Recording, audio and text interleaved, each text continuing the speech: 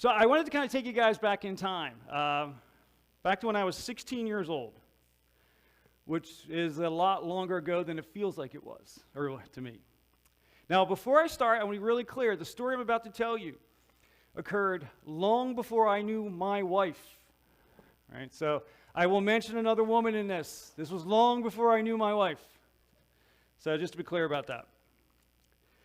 So I was 16, and I was in high school, and I met a girl.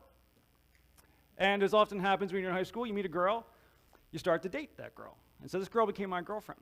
And she ultimately became my girlfriend for a long time, for many years. And as you know in your own lives, when you get into a relationship with someone, your relationship may start with just them, but as that relationship goes on over time, you're in a relationship with their family as well. And I got to know her family, and I actually really liked her family. And I especially got along well with her father. And her father was this kind of just a fantastic guy. He, within just a few months, he got to be less like my girlfriend's dad and more like just my friend. And I'd say by the time I was like 19, he was probably my best friend. I mean, he golfed with me. If you saw how bad I golfed, you've got to be my friend to golf with me. I finally did everyone a favor and gave that sport up. But he was truly an incredible person. He just kind of over time, he started to kind of invest in me. He started to kind of really kind of shape my life a great deal. And it was interesting because for me, it was this relationship that I had never experienced ever. Was that he was someone who was fatherly in the sense that he kind of guided me and he helped me to learn and helped me to kind of process through things I would struggle with. But at the same time, he was probably the first adult in my life who spoke to me like I was an adult. And so it was this kind of relationship that I'd never had where I was kind of a peer with him, but at the same time, he was clearly a mentor for me. And, for better or worse, he's a huge part of who I ultimately grew up to be and how I ultimately went through my life. He was a huge influence in all that. Now, I ended up being with this girl for more than 10 years. And although my relationship with him was going great, my relationship with her at some point started not going so well. And ultimately, my relationship with her obviously ended. So, what happens now? What does that mean for my relationship with him? Now, I had been around long enough to know that he didn't think that way, because I knew my girlfriend's sister had been through many guys in that time. And he was always great with them, but when the relationship broke up, he stayed friends. He just, it's like, that's between them two, those two. You're still my friend. He consistently did that. But I didn't know how to do that. I didn't know what to do. So I just kind of left. And at this point in my life, I'm living in New York City, he's living in Delaware, and I just left. Now, sometime later, he actually reached out and he actually tried to call me. I didn't answer the phone. I left a voicemail, and I didn't call him back. And the thing that I had done was this person who had been a central figure in my life, a person who had more influence over my life than anyone in the world other than my parents, a person who had been a second father to me. It was now over. And, I just kind of went on with my life. Now, I want to be really clear. There is no excuse for what I did. The fact that I did not know what to do does not excuse me doing nothing. But that's exactly what I did. Now, many years later, I did eventually see him again. I actually ran into him a couple decades later, actually. And when I saw him, I actually apologized to him at that time for the way I had done things, said, look, this was all on me. I just didn't know what to do, and I was a mess, and blah, blah, blah, blah, blah. I knew not to make excuses, so I apologized. And I apologized to his wife as well. And he, of course, was great, because he's always great, right? He was great. He was nice about it. We talked for a while. But then, after that was over, and I left, left, I realized there was something else that I never did.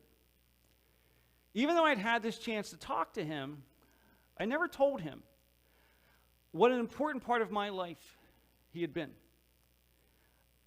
I never told him the difference that he had made in my life. I never told him that, and this is the honest truth, that any success that I have been fortunate enough to have in my life is due, at least in part, on his influence in my life.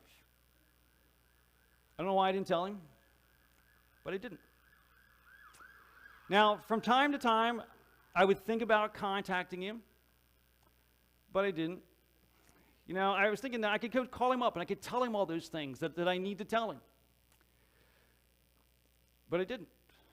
And because I'd start to think about it, I'm like, well, this is going to be weird. I'm just going to call him up out of nowhere and, say all this stuff. It's going to be like, nobody's going to want to hear that. And then I thought, well, maybe what would happen is that serendipitously, I would run into him again someday, like I did that previous time. And when that day came, then I would tell him all those things that I wanted to tell him. But of course, that day didn't come. And then a little over a week ago, I heard that he was really sick, and he was going to die soon. And I realized that opportunity that I was waiting to happen, that opportunity to speak to him, was soon going to be gone. So I did what I should have done so long ago. As I got to work, I tracked down his phone number, and I called him. And I got his voicemail. So I left him voicemail. And that day, no one called back. But then the next day, someone did. And he did call back. And when he called back, I got to tell him. I got to tell him how important he had been in my life. I got to tell him how much I appreciated all the things he did in my life. I got to tell him what an incredible influence he'd been in my life, and all these good things that have happened to me, I don't think would have happened if he hadn't been part of my life. I got to share all those things I should have said so long ago. And the phone call ended, and it was really nice. It was really pleasant. And then 6 days later, I get a call back from that same phone number. But this time when I answer it, it's not him. It's his wife. And he's died. I almost missed him. I almost lost the opportunity to tell him all those things I needed to tell him. I almost lost the opportunity to thank him and to share with him like all these incredible things that had happened in my life because of what he did in my life. I almost missed him. By God's grace, I did not miss him, but I was close. I was 6 days away from missing him. I've been alive for 57 years. And I was 6 days from missing that. I met him 41 years ago, and I was 6 days from missing any chance to talk to him. Now, my bet is that I am not the only person in this room who has that baggage in their life. My bet is that I am not the only person who has left things unsaid, has left things unsaid that need to be said, that should be said. That I'm not the only person who has apologies to make or a forgiveness to extend. I am certain that I am not the only person who has thank yous to give that have not yet been given.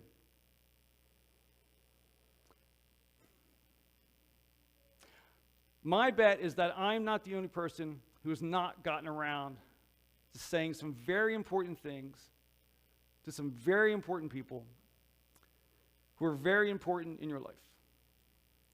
I bet that we all carry some version of that. So the question is that who in your life have you not told something you really need to tell them? And the big question is, why wait? Why wait? What's keeping you from reaching out to them? I was going to say right now, but please don't pick up your phones. But, I'll be out of here in 15 minutes, right? So 15 minutes from now, what's keeping you from picking up your phone and call that person? Or when you get home this afternoon? Or maybe you need a day to process through it. What's keeping you from calling them tomorrow? Because it matters. It really matters. The thing I have come to realize over this past week is that we can't wait anymore. We can't wait to tell people the things that we need to tell them. And when someone's been important to us, we have to tell them how important they are to us. And I know it's easy to say that, well, they know they're important to me. No, they don't. I mean, they may know that they're important in your life, but they don't know how important they are to you. I will guarantee you my friend had no idea what he had done in my life. I mean, for all I know, and I'm not saying this is true, but for all I know, he may have wondered what he did that made me disappear. I don't know. I lost the chance to have that conversation when I chose to disappear. But he didn't hold any of those things against me.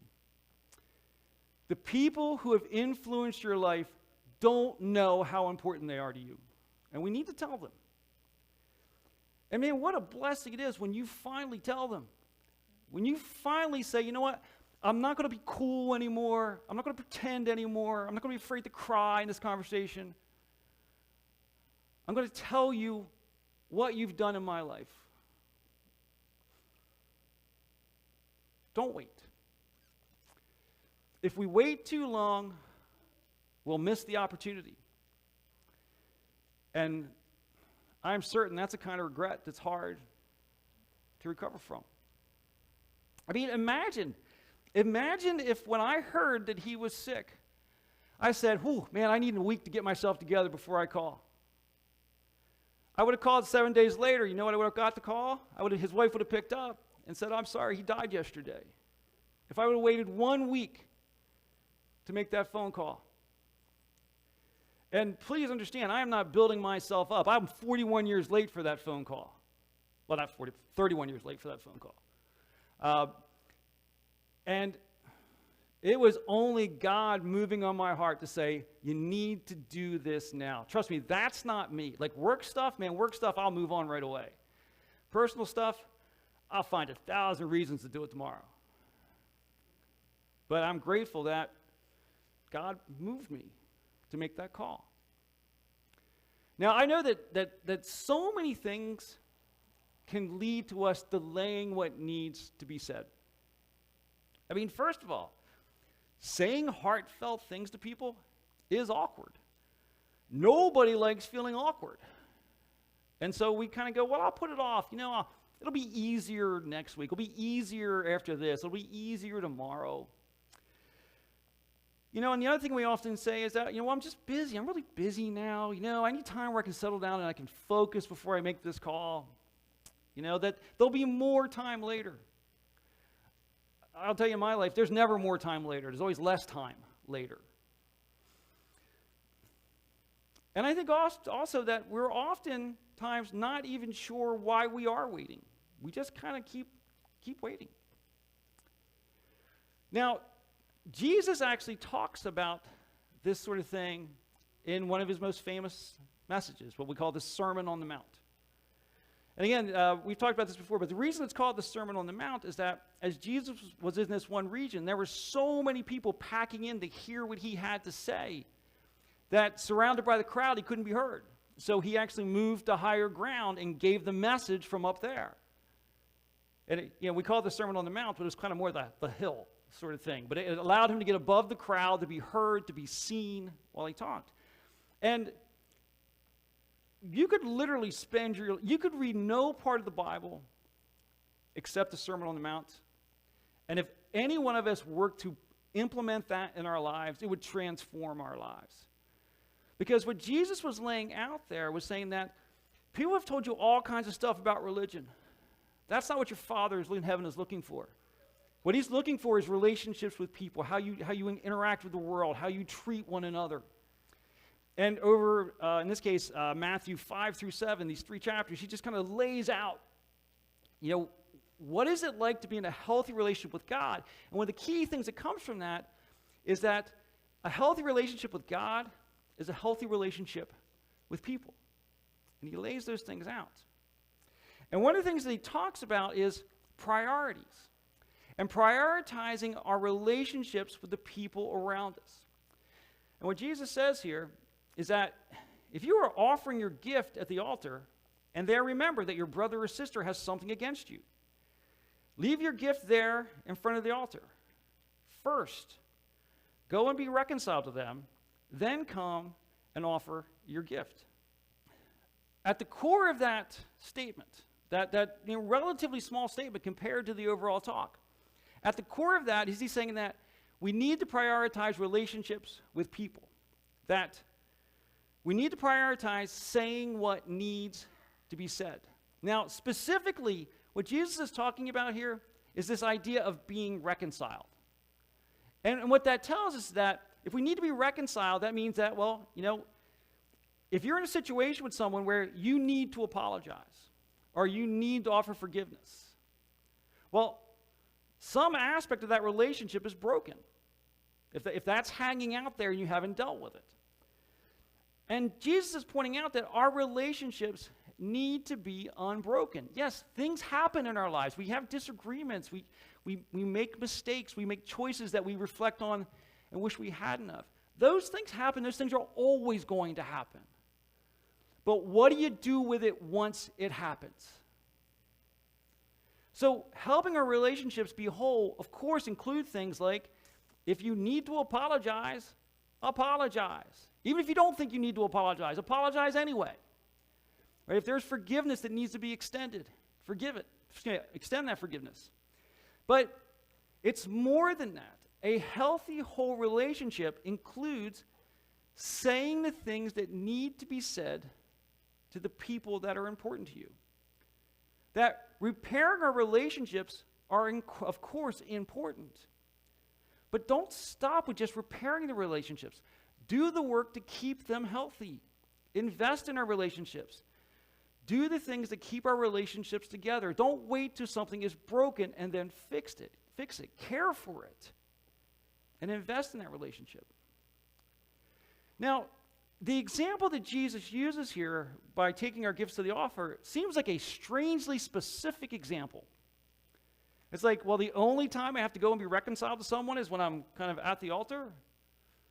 Clearly, that's not his point. Right? His point is that I want you to understand what the priorities are. I mean, he could have said, hey, if you remember your brother or sister has something against you, go be reconciled. Otherwise, if it happens at any time, go do it. But instead he says, if you're taking your gift to the altar, he chooses that because he wants to make this clear point that no priority is higher than our relationships. Because if we think about this, if you're a first century Jew, you're living in Israel, you're an observant Jew, well, if you are taking something to the temple, taking an offering to make atonement, why are you doing that? You're doing that to honor God, right? And you're trying to make things right somehow. And Jesus' point here is that, okay, well, if you want to actually connect with God and you want to honor God, the starting point is not the religious stuff.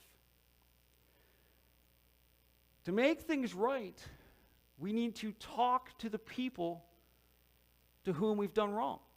We need to talk to the people that we've hurt. We need to say the things that we've left unsaid.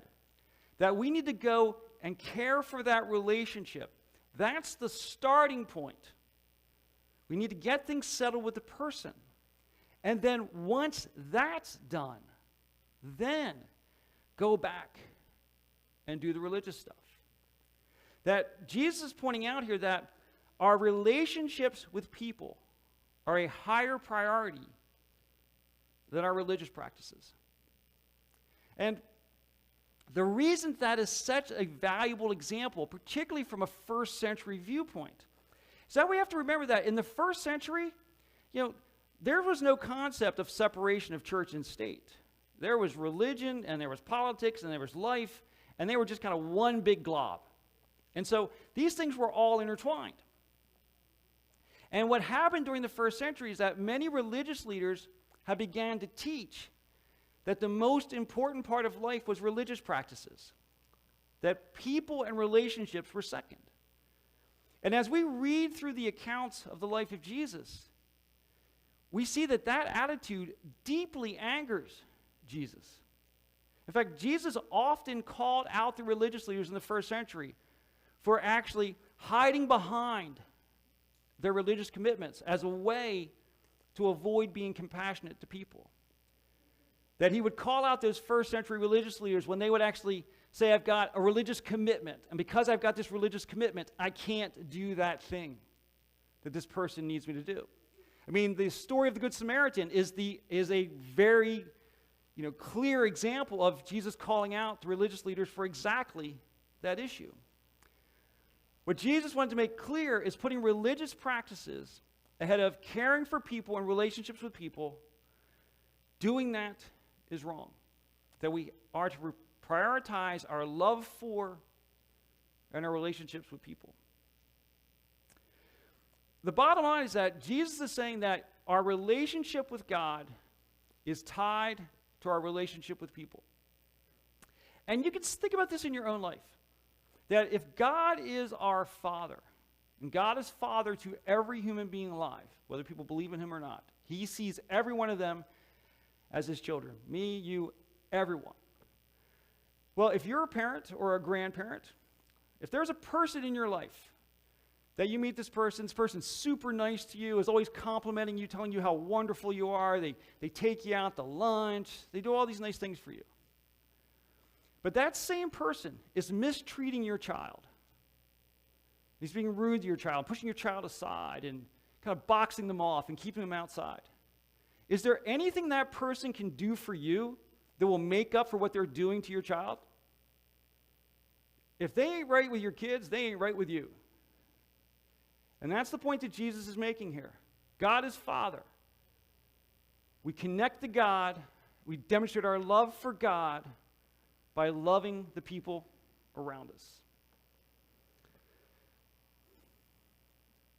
So, if we're looking a bit more closely at Jesus' point here, that if our relationship with God is tied to our relationship with people, then we need to step out and repair our relationships and maintain our relationships with people to be in a healthy relationship with God. But the thing is, again, as Jesus lays this out, why does the person have to stop what they're doing? Because it says that if you realize while you're about to place the offering, you realize that you're out of sync with somebody, put it down and leave.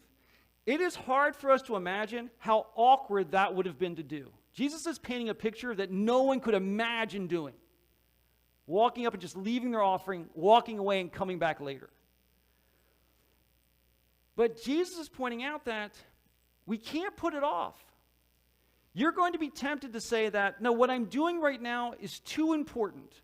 This thing I'm doing is too important to stop, to call that person, to go talk to that person.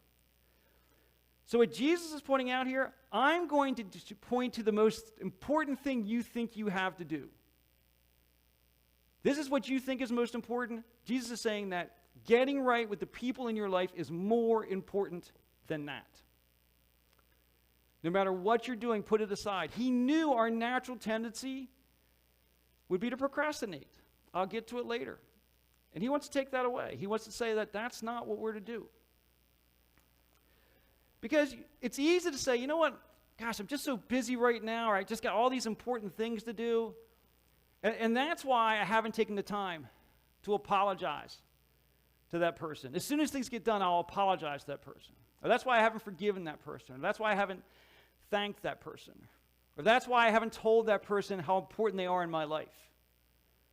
I haven't done all those things because I'm just so busy. But man, as soon as things settle down, I'll do it. Once I'm done with the important stuff, then I'll have time to deal with my relationships. And Jesus is saying that the relationships are the important stuff. He wanted to take all the excuses away. The most important thing that any of us have to do is to care for our relationships, to invest in our relationships. And again, that of course includes apologizing and forgiveness. But don't wait till things are broken to do that. Say what needs to be said. People need to be our priority. We need to put them first. So to circle back to the questions I started with.